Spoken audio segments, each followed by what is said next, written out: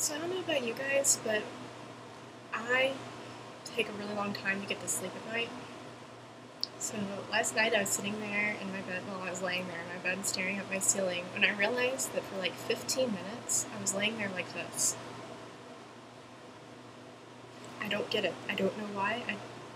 Do I subconsciously want to grow a mustache?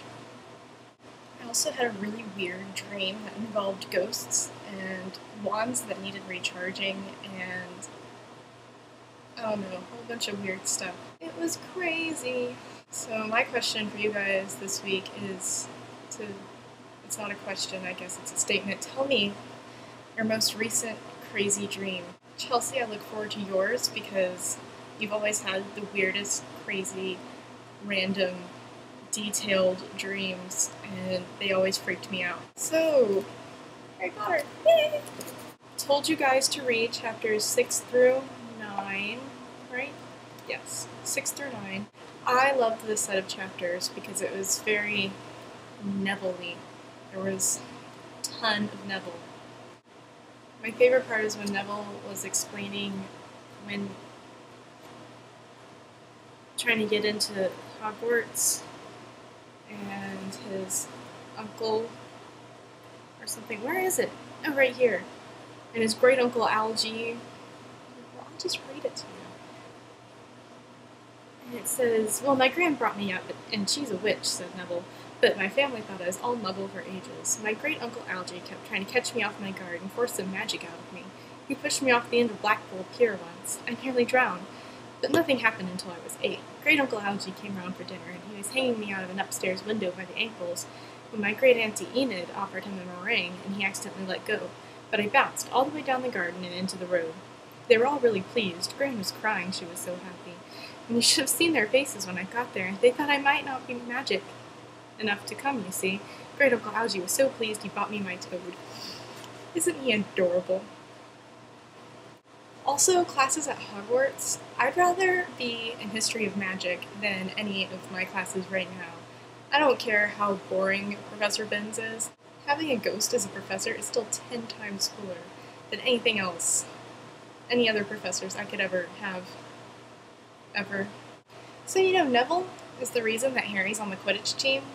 If it weren't for him, there wouldn't have been that broom accident and Malfoy stealing Neville's Remembrall and Harry running after it and McGonagall seeing.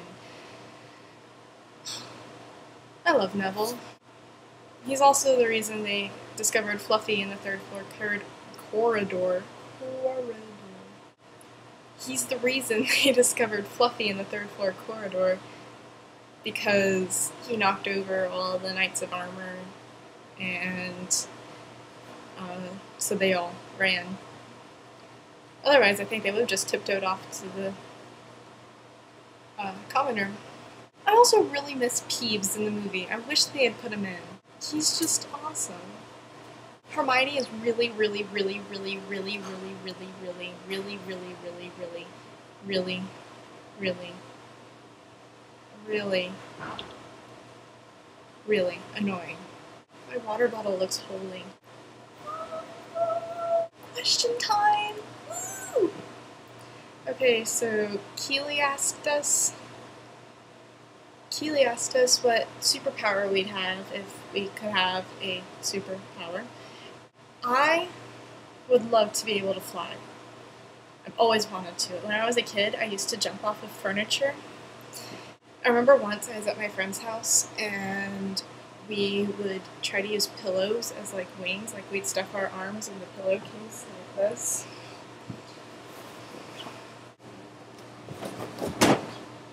It's actually surprising that I don't have more broken bones. I've actually only broken my wrist before, and that was in a four-wheeler accident, not from trying to fly. Feather. My favorite holiday. I love Halloween.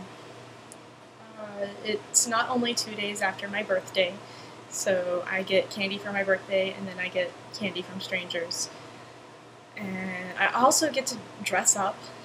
Usually I'm wearing my Harry Potter robes. I remember once I was wearing my Slytherin robes, and actually I'm going to put those on. Okay. We can pretend it's Slytherin We can pretend it's Slytherin Tuesday now, my Slytherin robes. So one year I was wearing my Slytherin robes. It smells like my dryer sheets. I was trick-or-treating with my brother and all his friends. And this one kid asked me if I was going as Hermione. And I was like, Hermione's a Gryffindor, and I can't stand her, so no. Jesse's question, I really don't know. I'm sure they have more than one bank. Wouldn't that be inconvenient for all the other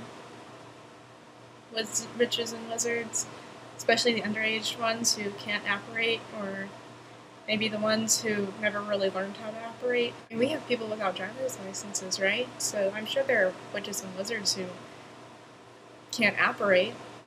I don't know, yeah, I guess I'm sure there are other banks. Just like there are other schools, but they're not really mentioned till the 4th book.